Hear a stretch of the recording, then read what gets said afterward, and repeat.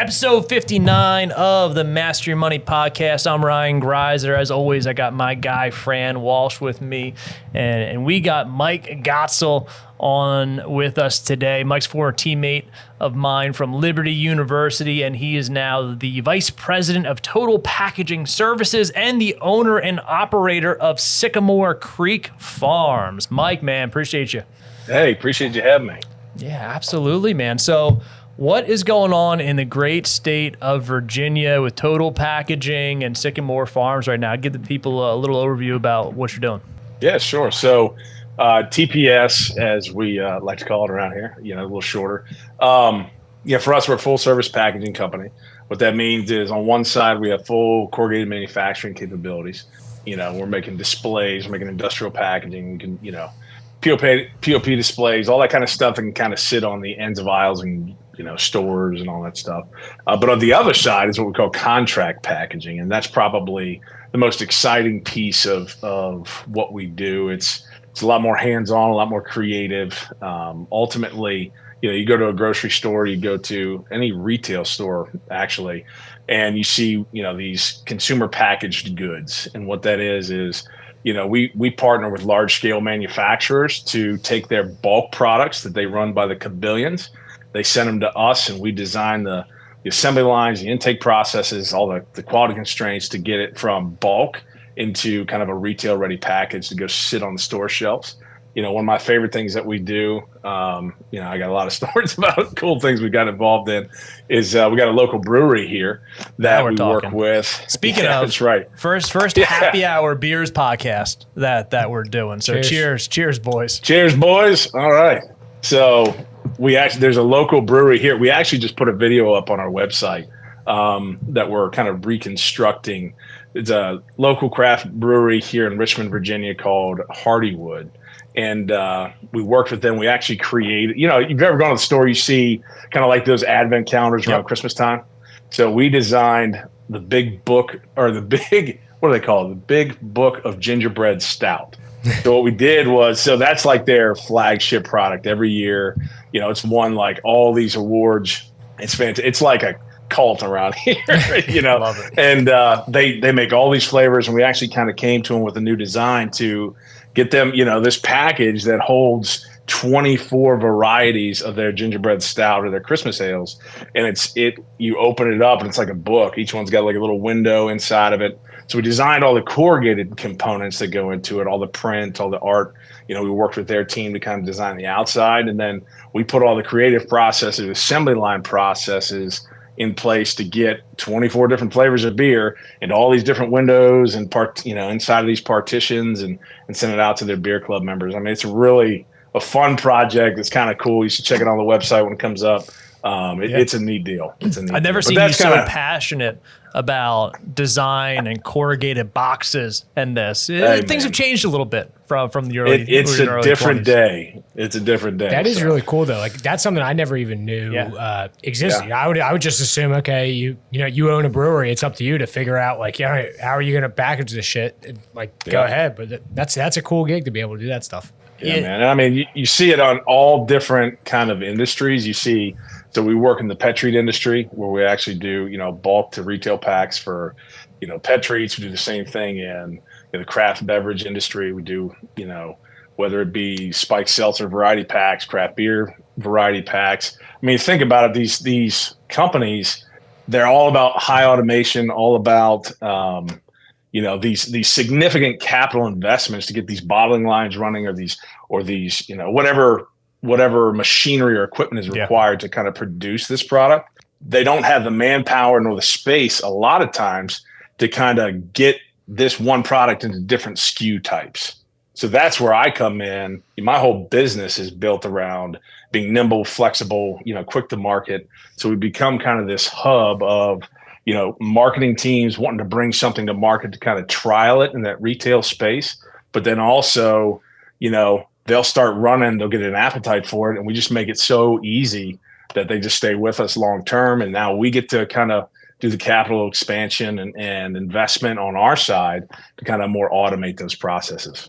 That's such a fun process, especially when you look at all the niche breweries and these smaller companies that because of technology, they can scale a great product and sell, but then how do you go about, coordinating the efforts that you go on, especially, when we reconnected here not too long ago, I was like, oh, like cool. Like you're in the corrugated box industry. I'm like, oh, like how much, how much is that needed? But you look at, I have a box show up every day from Amazon, at my house and everything else. It's like, it's amazing the amount of volume that's out there.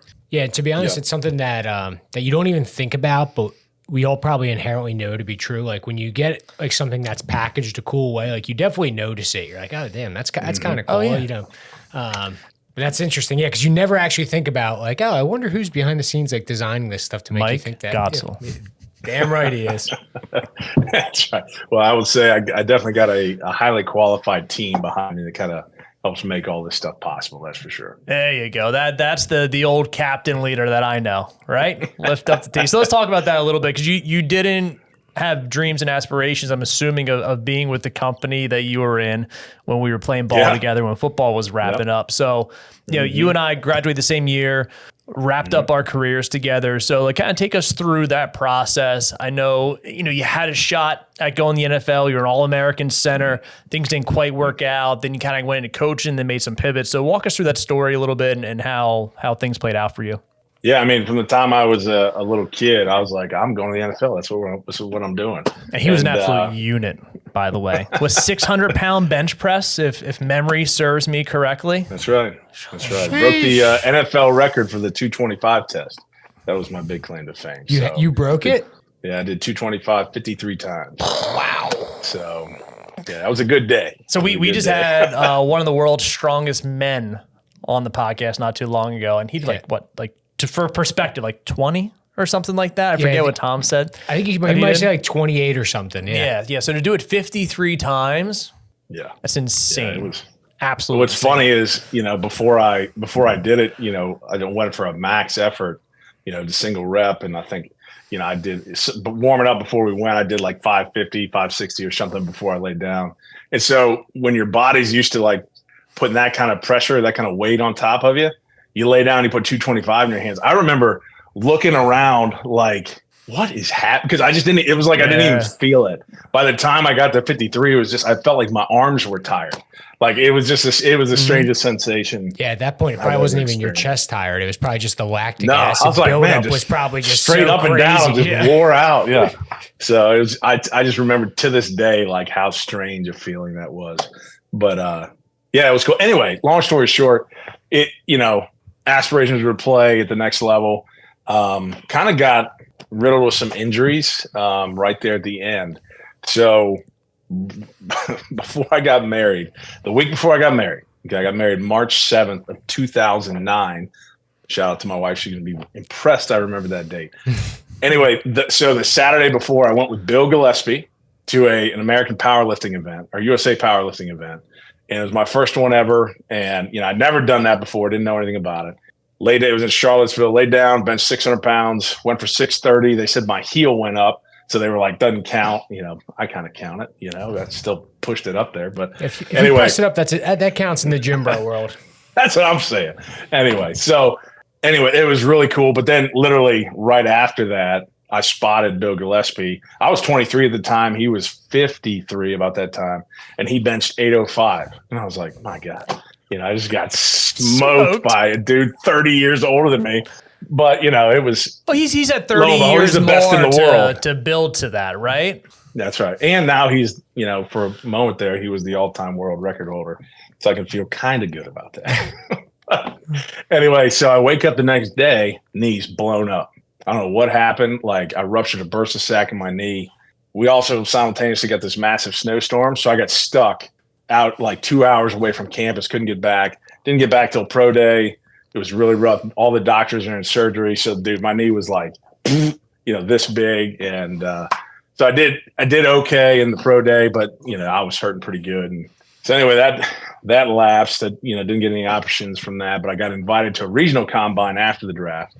When I was getting ready to go for that, was warming up in the weight room with Bill again and tore my pec a week before I was supposed to fly out to Atlanta. for this regional combine. So I was like, that's it, man. I must be done.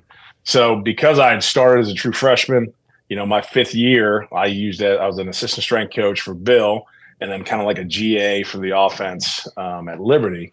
And that's kind of where I loved coaching, loved being around the game.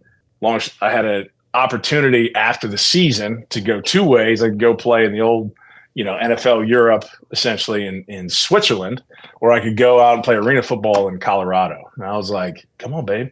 Talking to my wife, like, we can go to Switzerland. It'd be awesome. She was pregnant at the time. She was like, I'm not doing that, And I was like, think dual citizenship. That'd be awesome. No, she wasn't going for it. So anyway, we ended up Colorado, played there. I actually got called by the Bears. So they called my agent. They were inviting me to OTAs or mini camp or something like that.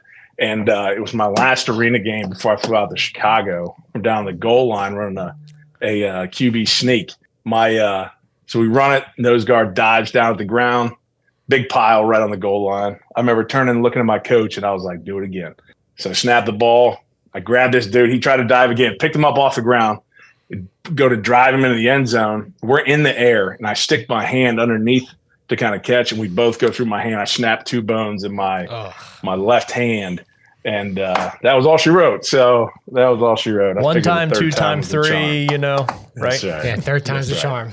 Yeah, but I know you were one of the more passionate guys that I ever played with around football, right? So how did that leaving football and knowing that, hey, like, this is it, like, you're done, you're not playing anymore, how did that work for you emotionally, psychologically? Was there a void there for you? Yeah, I mean, I remember after breaking my hand, I'm sitting out in Colorado. I got a brand new baby, and I got my wife out there, and nobody else more than, all our family's 2,600 miles away. And I'm thinking to myself, oh boy, I got some decisions to make.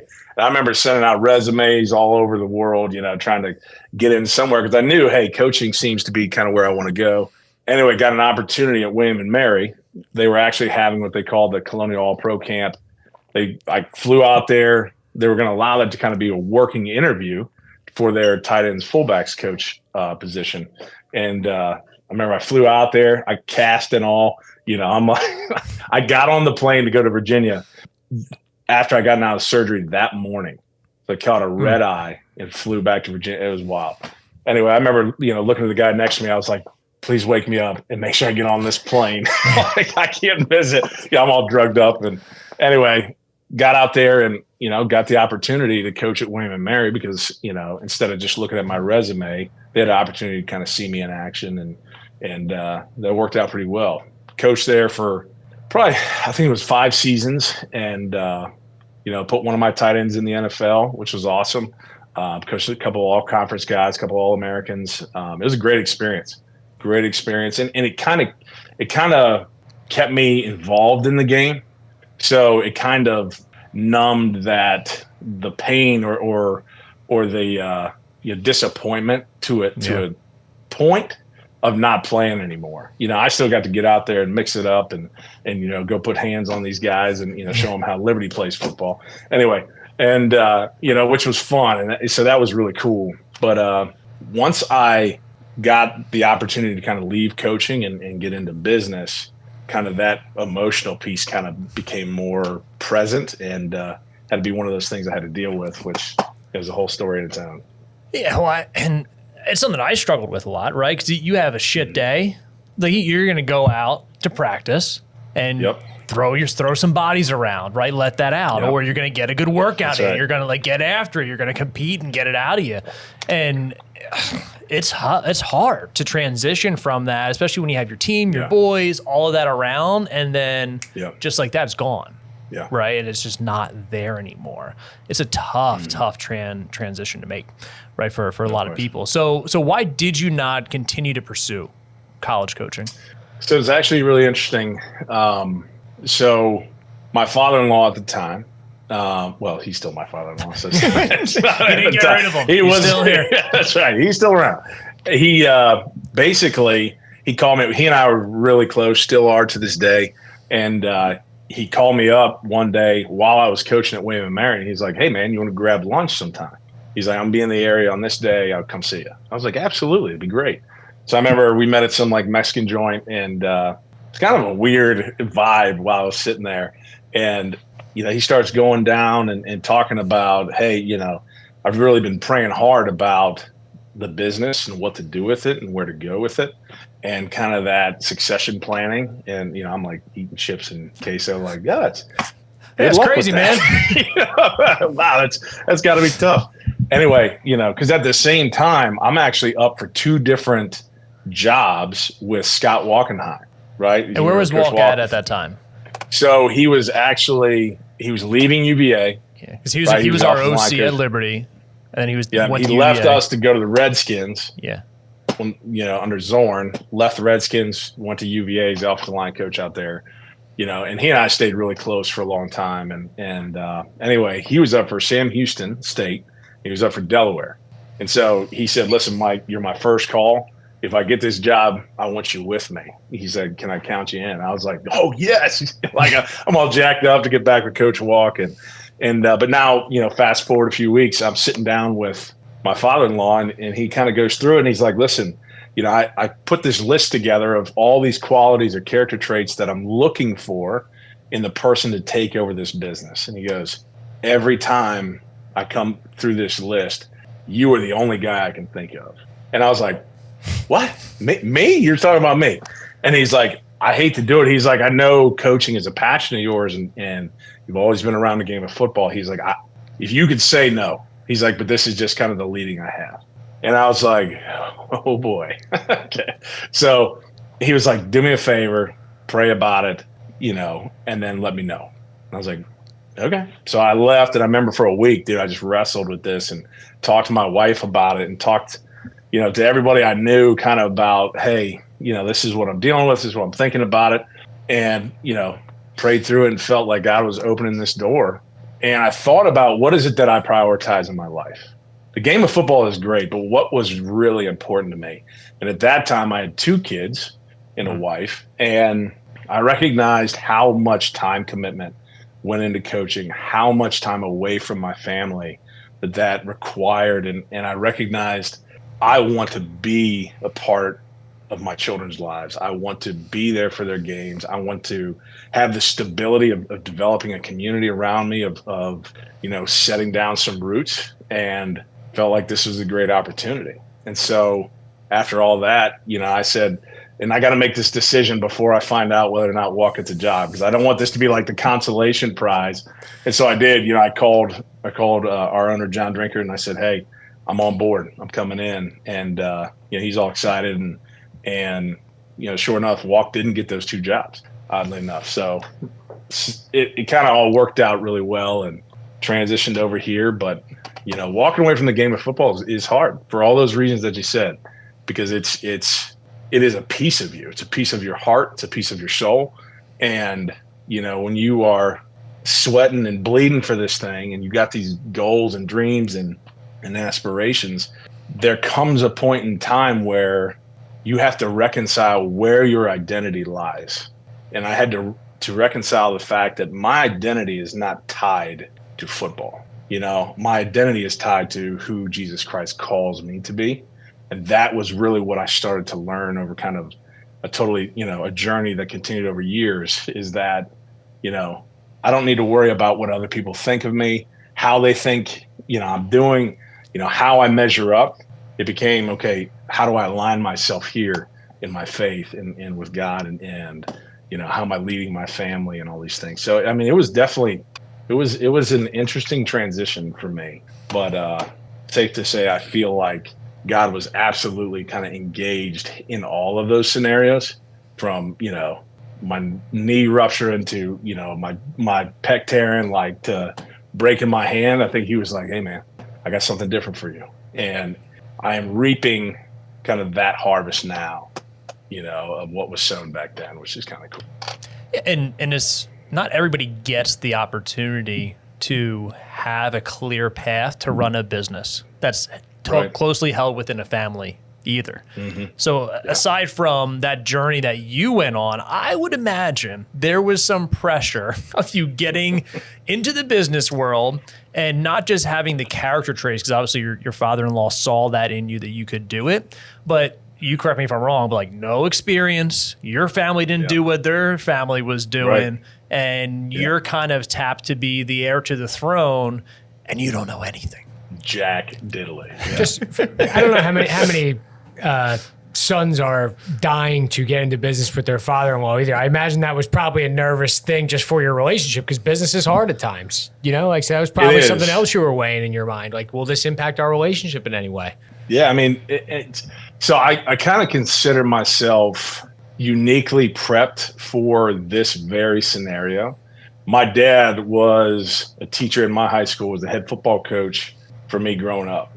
And so I learned very early that when you are playing for family, you're working for family, like the stakes are totally different.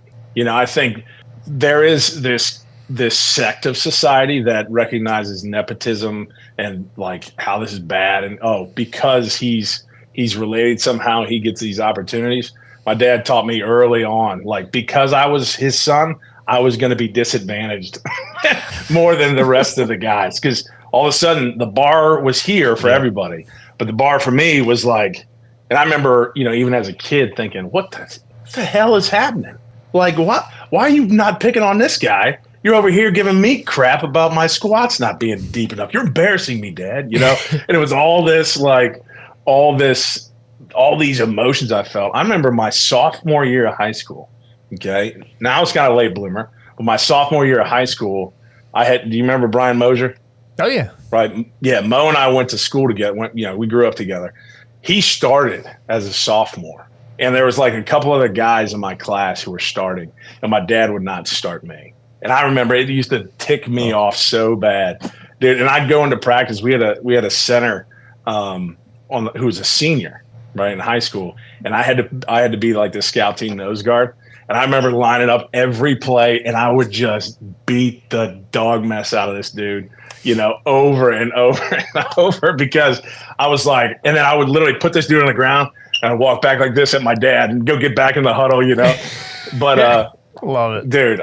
So long story short, I had to earn all those things with him. He was not going to hand it over, and I was so much better for it. When I started to understand that, he wasn't picking on me, but he was developing me, all of a sudden that became my approach in college. That became my approach when I played, arena football. It became my approach when I coached. And that was something I was going to bring into this business.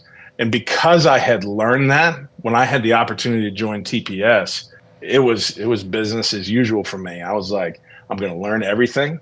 I'm going to excel in every area possible. And I'm just going to try to soak it all in.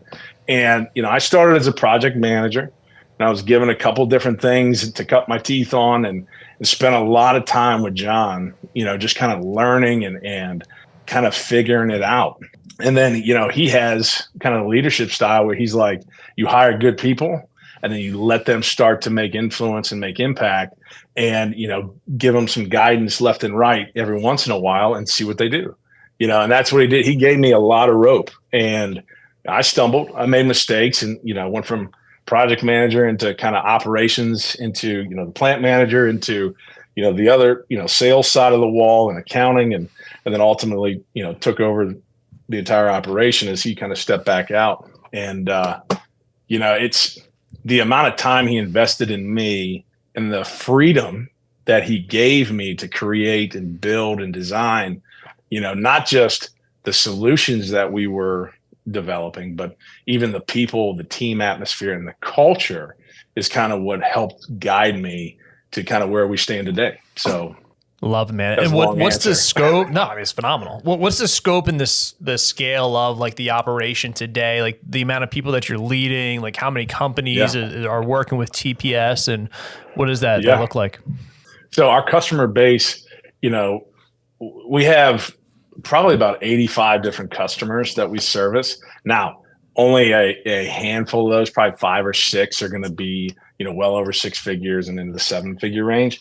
Everybody else is kind of either relationships that John had kind of brought in from his previous ventures and just continued customer relationships. So couple that with, from a team side, I have about 48 dedicated TPS employees. But under roof, I use 5 different contract labor providers as well to kind of help us deal with like the cyclical nature of our business in total. And so under roof, we have about 250. Love it. I mean, going from not knowing anything right about it to like all these in-house people managing that scope and scale with, to be honest, like how I'll say we're still young, right? Mid-30s, technically, right? So, heck yes, we are. I say you guys are late 30s. It's all right. Easy, dude. Easy. Chill out. Come on, my knees are hurting a little bit today. Take it easy. Starting to catch up to me. I know, but dude, like that's impressive, right? When you look at the scope and the scale of what could have been if you went one way, moving every 2 to 3 years with a new opportunity and a new job. I mean, you got 5 kids, right? Yeah. And a wife, like all this other stuff. Like it's very different, right? Going down that coaching path compared to taking over the family deal, which is awesome. Now, with that said, I know that has also led to some awesome opportunities that you're really excited about financially that has allowed you to do some things alongside of TPS, and that's Sycamore Creek Farms, right? So walk me through like how did this come about and why did you do it just from a family standpoint, money-wise, all that other good stuff to complement, you running the company now? Yeah. So, couple things is I realized through the pandemic of all the craziness that kind of went down there. And then, even with supply chain shortages that we saw and kind of market disruptions and, I mean, when people are like fighting each other in the streets over toilet paper and stuff, you start to kind of like, hey, what's happening here? And it kind of started the wheels turning in my head about how to put my family in a more self-sustained place. And so, we had moved out to the country by that time and, we live out and got some land here, north of Richmond. Not like the Oliver Anthony song, not that far north. Literally the first thing that came to my head. I'm like, oh, you one of those guys, huh? Yeah. No, Richmond. I'm actually from, about where he's from. And, anyway, so we started thinking about, okay, how do we use the land around us? How do we build kind of a more sustainable future that regardless of what's taking place in the world, that we're somewhat isolated and have more control over where our food comes from, what's going into our food to ultimately kind of protect, my children and my wife and I, and as we took kind of a more holistic picture or a holistic viewpoint of overall health. Right. And so it started with chickens. I think for a lot of people, get some chickens because egg prices were crazy. Right. And so all of a sudden, we got this endless supply. We're like millionaires and, in chicken terms. And so as we were starting to just kind of put money into our property and our house and all this kind of stuff, I started thinking about, man, I am paying for all of this with after-tax dollars. And there's got to be a smarter way. Right. And so kind of as the dream evolved of, hey, you know what, we ended up getting goats, got a horse, and ultimately got cattle, over a period of time. I was like, something out there, there's got to be some kind of incentives. There's got to be some kind of ability to do this in a different way. And started looking into, okay, what is an agribusiness and how does that work for me? And long story short, that's where Sycamore Creek Farms was kind of birthed, was through the desire to create a more sustainable food supply for my family, and then also be able to bless my friends and family around here with farm raised meat, grass fed meat, with no antibiotics, no crazy stuff getting injected into them, but just pure raw meat as it's supposed to be. And I was like, well, let's make this profitable so that we can sell the additional cattle, the additional beef, to kind of continue to feed into this thing. And so as I dug into what that looked like, I started to recognize, well, there's some serious tax advantages to me personally to be able to start this business and go down this road. And so I talked with my CPA, talked with my accountant, talked with, a bunch of different people and kind of just brainstormed and researched and now, started the farm. All the things, everything, every dollar I pour into my farm has some tax advantage to it. And now I'm uniquely positioned to kind of take full advantage of those opportunities while also accomplishing kind of the goals I've set out for a more sustainable future for my kids. That's incredible, man. But one thing I have a question about as you're going through that is, I think COVID really made a lot of people feel the same way you felt. Was like, okay, like how do we start to like grow our own food? I think a lot of people tried to start like a garden or something like during COVID, which probably stopped immediately. But obviously, you went through fully. Yeah, the people around here don't have the cattle with the huge horns, right? Like you do, right? It's like I got people some here, lettuce. They grow tomatoes in their backyard, and they're like, I'm a farmer too. But how homestead, baby. But how much work is involved in running your farm? Like, do you need to hire people to do that? Are you and your family doing all the work? Like, what goes into that? Yeah. And does your bench press hurt or help you in this process? Well, now if a cow rolls over on me, I can just press that bad boy off. There you go. Still got it. Whole training. I've been training my whole life for this moment. No.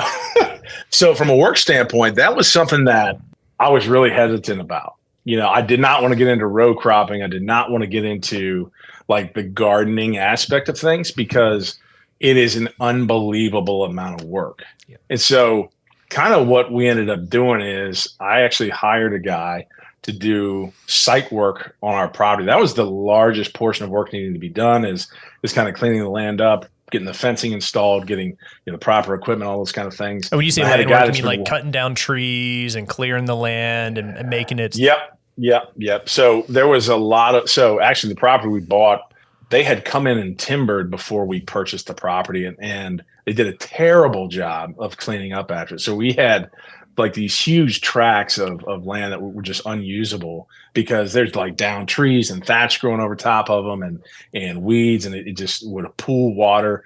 And so we actually, hired a guy that helped me kind of clear all that stuff, prepare the land. We reseeded it for cattle mix and horse mix and all these kind of things, got the fencing in place. And to be honest, that's a huge piece of work that I couldn't do.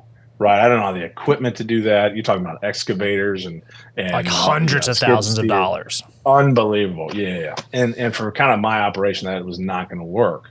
But so that was kind of the most work that needed to be done. Now that we have the animals is I have cattle, which really are super self-sustaining, right? They are much different than horses. Horses need constant daily care, constant daily attention and work and all those kind of things. But my cattle, they get some good grass and they got a constant water supply. They're good to go, and that's really what we're looking for. Again, like Ryan had mentioned, I got 5 kids, every one of them kind of in that stage of playing ball and different sports and going here and there. And I got a business to run here. My time is stretched thin. So I needed to find cattle. Cattle was that answer to how to, not overtax myself with burdens outside of here, which would ultimately reduce kind of the value of doing this, So cattle and grass, man. You look some fences up, good to go.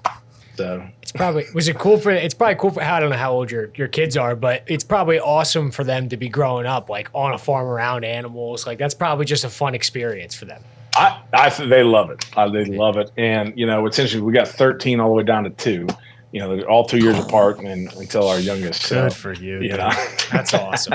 4 girls, by the way, 1 boy. And the last one, a boy. The last one was a girl, so my 4th was my boy. I messed that up. Yeah. The last one was a surprise. That was our little COVID baby. What else are you going to do? Everything's locked down, Yeah. So it's funny, because my older 4 have experienced life in multiple of these arenas, whereas my youngest has only grown up out here in the country, and she would climb up the fence.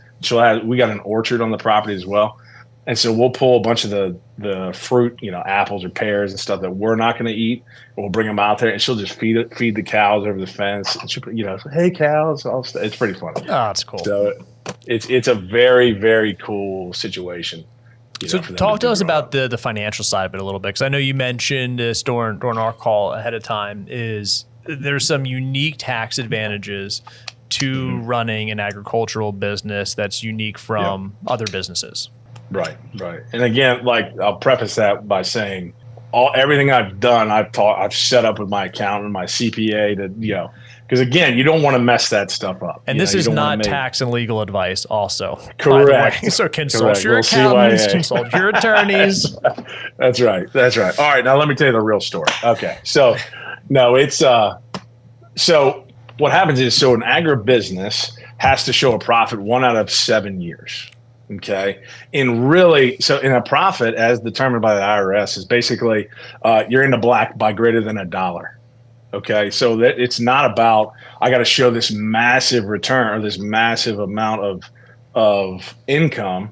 You know, it's just, you got to be in the black. And so what we've decided to do is every expense to running the business, from site work, right, to the fencing, to equipment, to animal feed, to the actual purchase of animals, to, you know, things that we, you know, have to do to our home, to set up offices, you know, whatever, all of that becomes a dollar for dollar tax deduction from my taxable income personally. And so that to me was a huge deal, because now I'm able to take all of my losses now, right, and reap the benefit, or, you know, stretch them out. I'll show a profit in year 3. So just based off the life cycle of the animals. So I'm going to depreciate all of the site work, which is the biggest chunk of it, in year 1 and 2, right? And then that way in year 3, I don't have to overcome that hurdle, right?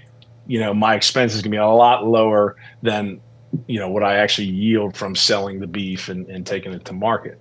And so, but then again, that checks that box. We want to make sure we're being good stewards and we're about the business aspect, but I'm also about, hey, I don't want to just turn over every dollar that that is owed to the government. Sure. You know, I want to do it the right way. I want to keep everything that I possibly can by using the system that has been created. And so I also hired my kids, right? And so because they are my children, you know, whether they're in diapers or, you know, they're of working age, I can hire them as long as they're performing an actual function in the family, right? Or in the business. And so one of the things that I've done is started to pay, you know, my children. So anytime they want to go do something or go out or whatever, instead of me just being like, here's $20, you know, they'll do something to then earn that, and I'll pay them, and then they can use their account to go do with that money what they want, right? And so there's all these advantages to the agribusiness on top of the meat that I'm putting in the freezer and that I'm then selling to, you know, those around us, right? So there's a lot of benefit in that, and there's a lot more to it, but that's kind of the highlights for me. And that is huge, because there's a clear distinction between what you just mentioned, where if the agricultural business takes a loss, it 100% offsets against your personal income, right? Whereas Correct. most businesses that are not agricultural related, like our business, if we took a loss in a year and we had more expenses than we did profits, I can carry that forward to the business to the next year, but it does not offset my personal income, right? So if Mike has $100,000 of losses and he makes $100,000, effectively he earned no income that year, right? And he has no taxes due on the $100,000 that he made. Whereas in our business, if I lost $100,000 and made $100,000, I can't take that $100,000 against my $100,000. I can carry it over to the next year and offset future profits, but it doesn't help me in that given year. So that's a huge distinction. And a huge benefit of kind of the operation, the set that you have on. Obviously, if you're doing everything that you say you're doing, right? Again, not tax, not legal advice, but something that's really unique to the space you're working in. Mike, one question I have regarding the actual, you know, business of the farm is, you know, what's your plans with it? Is the goal to just have it be sustainable like it is now, to know like, hey, if something ever happens, you guys are good where you're at if you just keep doing what you're doing? Or is the goal to kind of continue to, you know, ramp things up, build on it, keep growing? Do you want it to become this big business of its own for you to leave to your kids? Like what's the thought process there? So I really see the business as a tool.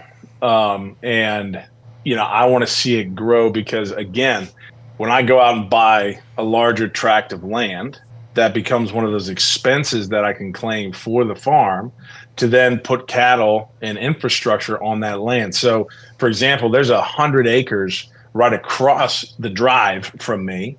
That's a farm that, the farmer just passed away and may be coming for sale soon.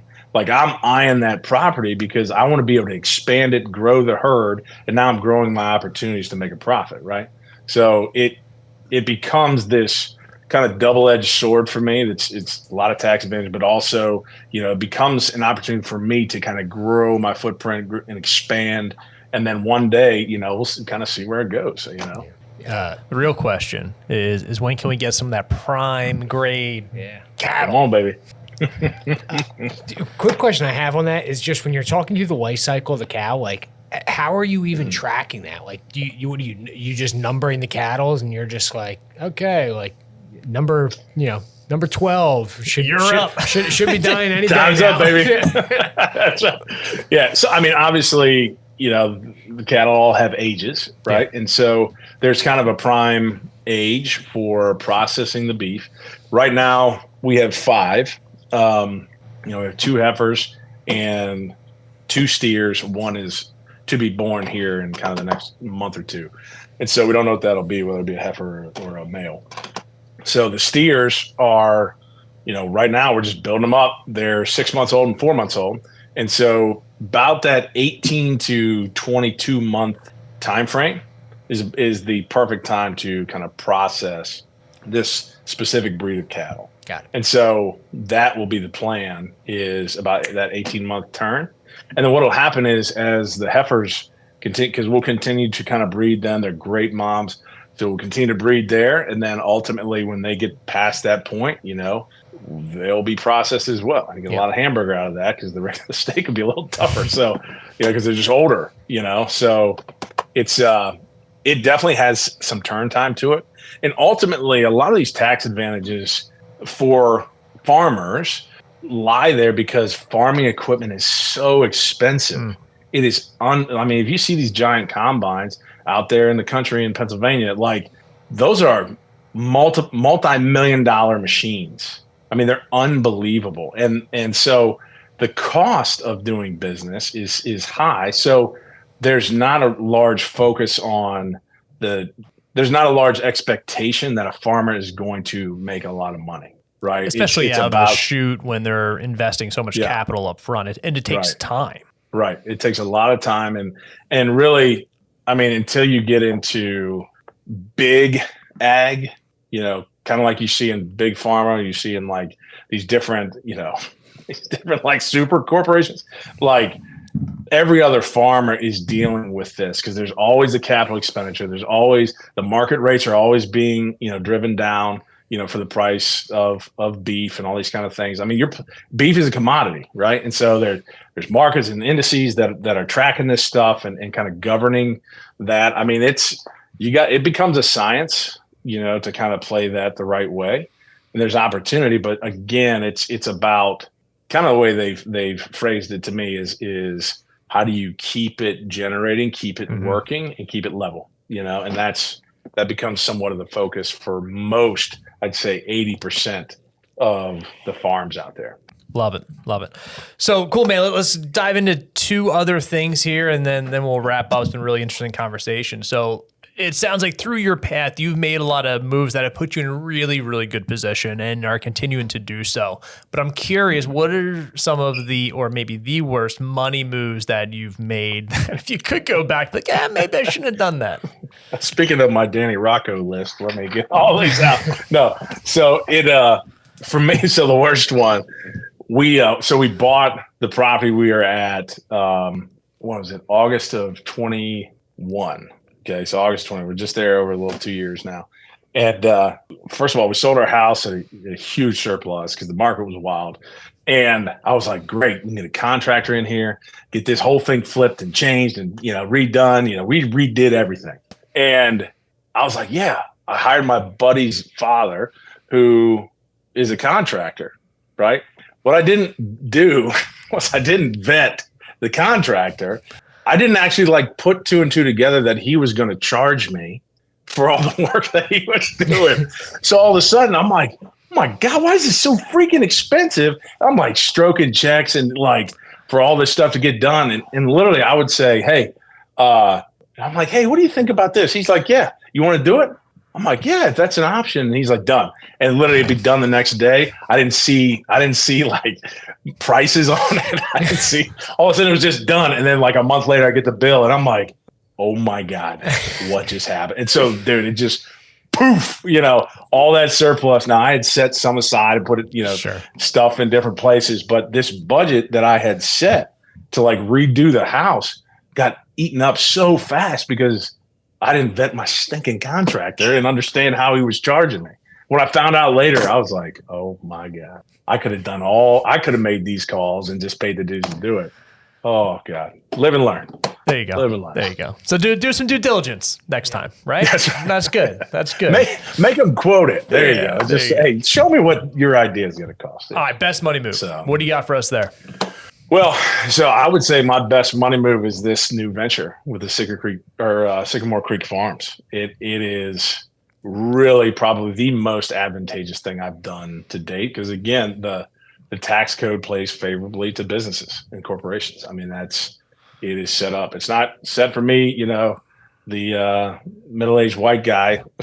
it was just, working a 9 to 5, but you become an owner, all of a sudden things change and more options are there. And I'm starting to kind of reap the benefit of that move. And that's by far been the best.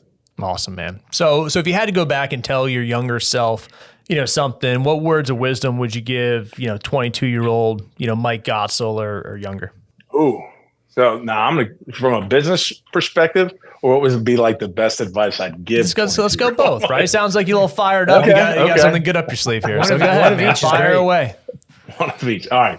So from a business perspective is I would get my 22-year-old self investing sooner. Starting to this concept, and it's interesting. I've tied this back in our business with my head of HR. I've had multiple meetings. I'm saying, first of all, financial literacy is just not taught. It's not taught in schools. It is not readily available, and I think that is a huge flaw of our educational system. I think when people recognize, okay, I have this amount of money, so I can go buy these things. That's a trap that I, as a 22-year-old, fell into more times than I'd like to admit. And I think, one of the things I've talked to our team about is I'm getting all my banks that I work with here at TPS, come in, do a financial literacy course for my people. Let them sign up, let them come in and learn and understand. Because the reality is, if you're bad with a little, you're going to be bad with a lot. No doubt. It's those habits and kind of the perspective or your viewpoint on money as an asset or money as a tool, right? And 22-year-old Mike should have recognized a lot sooner how to make money a tool, and I've been such a tool, so I go that route. No, and I think, personally, if I could look at 22-year-old Mike Godsil, I would have a conversation with him about, in real talk, is starting to learn who you really are and where your identity lies. Because I wrestled with this